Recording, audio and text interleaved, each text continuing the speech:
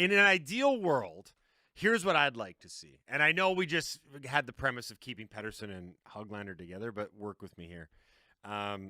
Lotto line, 1.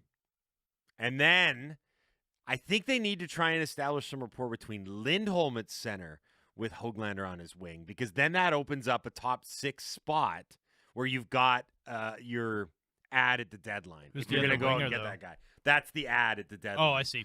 Third line, we get back to capital T, the third line, when they're all healthy.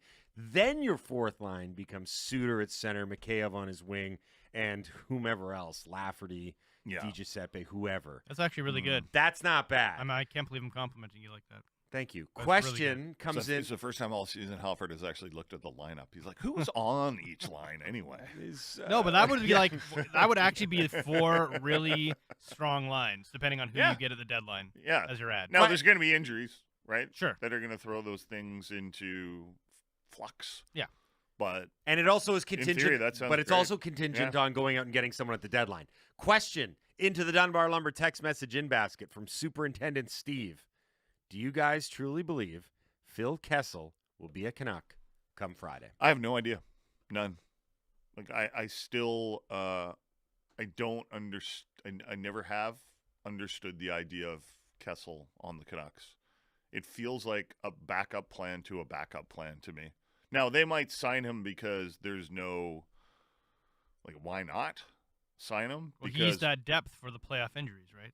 Yeah, that's because like the idea. And don't forget, once the trade deadline is over, there's unless I'm wrong on this, CBA experts text in.